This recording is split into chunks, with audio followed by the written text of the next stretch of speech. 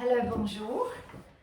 This is the next episode of Stuck at Home, and we are going to discuss what I'm wearing in the interest of Shed Couture, and we're going to learn how to make Swedish crackers.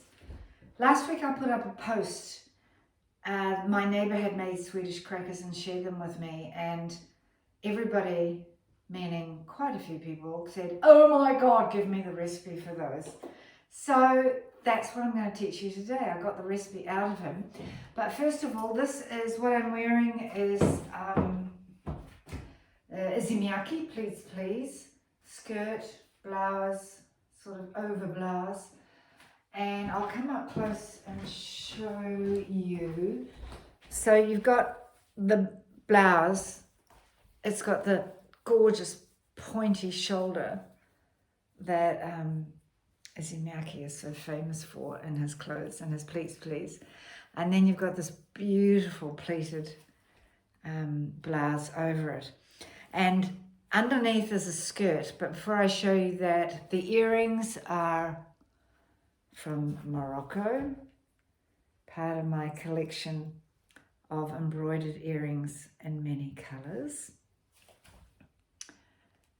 I've got a chair here, and I'm just going to show you the skirt because it's really worth seeing. It's absolutely extraordinary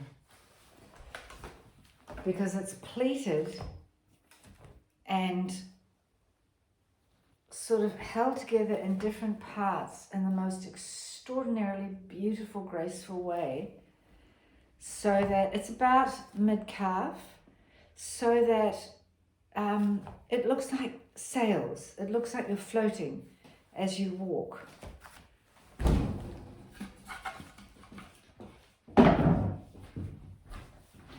Okay, now Swedish crackers. Basically, Swedish crackers are a whole lot of seeds held together with a bit of oil and a bit of boiling water. So you've got all your ingredients. We've got black sesame seeds here.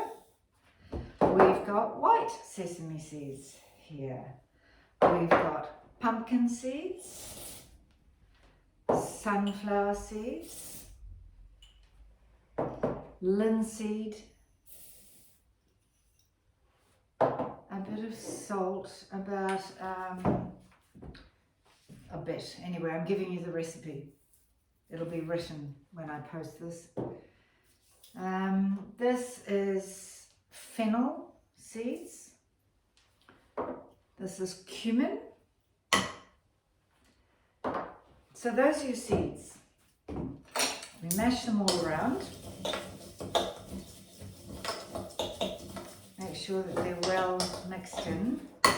And then you've got two types of flour. One is either cornflour or just regular flour. And the other is rye flour. That goes in. You don't need a lot, it's just to hold it together. In fact, my friend Julie Leclerc makes this without the flour so that it's gluten-free. And right, I've got all the ingredients. Stir them around. Turn the kettle on because you want boiling water. So you mix these dry ingredients in together. And then you put in the measurements are in the recipe. Some, what is this? Macadamia oil. But you could use any oil that you've got in your cupboard. Like walnut oil. New Zealand walnut oil is absolutely sensational. And you put in some olive oil. Mix that around. Mix it in really well. And then you get your boiling water and you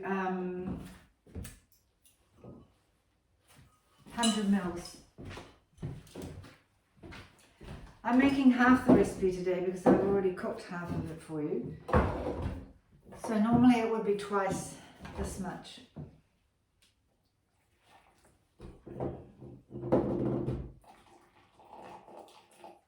100 mils of boiling water.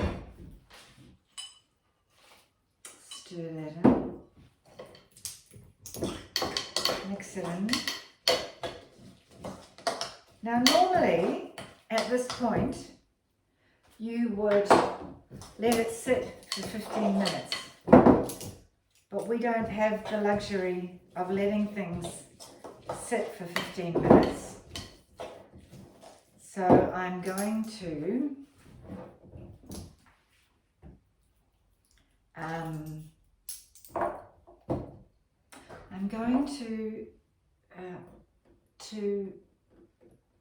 spread it on the tray now, which is not normally what you do. You let it rest for 15 minutes for all the dry ingredients to soak up the wet ingredients.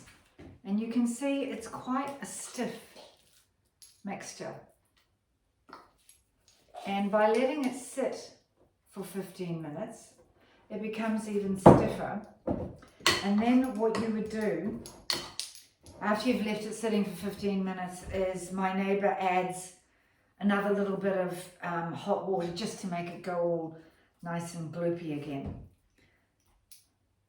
so that it's easier to spread. Now what happens is we get a tray. So with the recipe that I'm giving you, you'll be making 2 trays of this.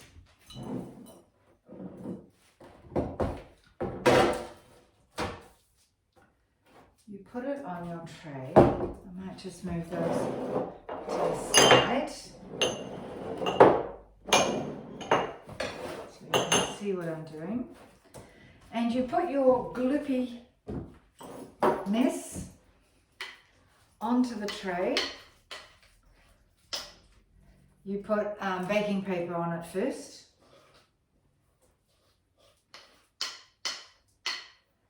And my neighbour stipulated to me that I had to make it really put it on the baking paper really thin. Easier said than done. So what I figured out was that you spread it nice, kind of the shape you want it to be. This is sort of an oblong shape, this tray. Dipping your fingers in water makes it really easy to spread. And then you get another piece of baking paper and put it on top. Now this is how you get it to be really thin. It has to be really thin. And my neighbour, and then you roll it up. And my neighbour said that he doesn't have it any thicker than the thickness of the pumpkin seeds, which are the fattest seeds in the mix. And the wonderful thing is that when you're using a rolling pin, you can sort of feel whether it's uneven. You know, it's like rolling pastry or rolling pasta. You can sort of feel where it's a bit thicker than the rest of it. Have a look. This is much wetter than it should be, but it's actually fine. See how beautiful and fabulous that is? I'm going to just give it one more little roll with the rolling pin, and if you close your eyes and put your hands over it, you can feel whether it's uneven. So thin is the story. So I'll give it one more little roll there. To me, that seems to be absolutely perfect. And with this size tray, you'll need the whole tray. So what you'll be doing with the recipe that I've got is 2 trays, because it's so fabulous. Why make just one tray? And in the beauty that is a Peter Mathias cooking class, this one already made. And I give you the instructions as to how to cook it You put it at 150 for half an hour, and then 120 for 15 minutes, and that makes it, because you want it, you not only want to make it go a little bit golden to roast it, but you also want to dry it out. So that's it done. And as soon as it comes out of the oven, it's so divine eating this stuff hot. As soon as it comes out of the oven, you sprinkle sea salt all over it, or not. If you don't like sea salt, then don't do it. And then it's ready to go. When you put it in the oven, you can cut cracker shapes if you want to, but I don't do that because I like it to be au naturel.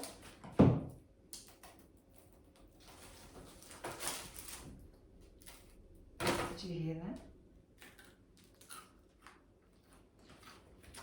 Absolutely fantastic. And so you just break it up into whatever shapes you like. So it's a little bit, you know, pretend that you're a domestic goddess or something, and that it's all terribly homemade. And that's it. I've been eating it with my friend's pate that she brought around me. We've been doing a lot of giving each other food during lockdown, homemade food. And it's also really, really nice with blue cheese and a gin and tonic. Merci. Au revoir. À la prochaine. I'll see you next time. Goodbye. And bon appétit.